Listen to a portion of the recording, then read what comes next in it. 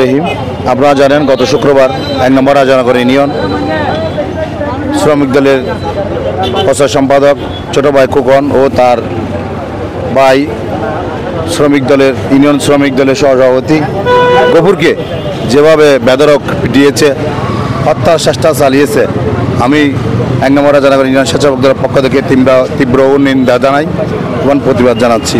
কারণ মানুষের জন্য আমরা দীর্ঘ 17 বছর লাঞ্ছিত হয়েছি, আমরা হামলা মামলার শিকার হয়েছি, গুমের শিকার হয়েছি, অত্যাচারের শিকার হয়েছি। আজকে যদি এই দিনে যদি এসে যদি আমাদের বিভিন্ন আগে 17 বছর যারা মানুষকে নির্যাতন করেছিল তাদের হাতে যদি আমাদের এরকম হত্যা চেষ্টা তারা যেভাবে আমাদেরকে হত্যাচার চালাচ্ছে, তীব্র নিন্দা জানাই এবং সাথে সাথে প্রশাসনের দৃষ্টি আকর্ষণ করছি, যারা এই ঘটনার সাথে জড়িত তাদেরকে দ্রুত গ্রেপ্তার করে আইনের আওতায় নিয়ে আসবেন এবং আমাদের সিনিয়র নেতৃবৃন্দ যারা আছেন, ইউনিয়নের যারা সিনিয়র নেতৃবৃন্দ আছেন এবং জেলা উপজেলাতে যারা নেতৃবৃন্দ তাদের প্রতি দৃষ্টি আকর্ষণ করছি, তারাও এই ঘটনাটা একটু দেখবেন।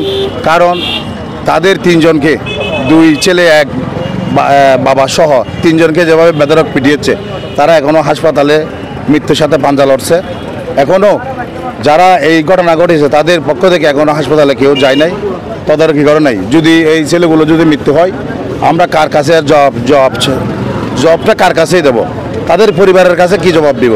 তাই আমি আমার নেতৃবৃন্দ যারা আছে সিনিয়র তাদের দৃষ্টি আকর্ষণ করছে, তারাও এগিয়ে আসবেন এবং 13 নম্বর ইসলামপুর 1 নম্বর রাজানগর নেতৃবৃন্দ বসে কীভাবে এটা সুষ্ঠু তদন্ত করে কীভাবে ঘটনাটা যেটা হয়ে গেছে সেটা আমরা কিভাবে শেষ করতে পারি এবং আপনারা এগুলো বসে আলাপ আলোচনা করে এগুলো শেষ করবেন। এবং আজকের এই শত শত মানুষ প্রমাণ করে আমরা শিকলবন্দি হতে চাই না, আমরা লাঞ্ছিত হতে চাই না, আমরা অপমান হতে চাই না, আমরা স্বাধীনভাবে বাংলাদেশে বাঁচতে চাই।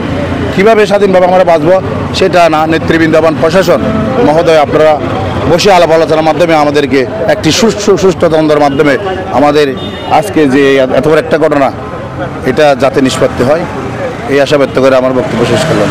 আসসালামু আলাইকুম।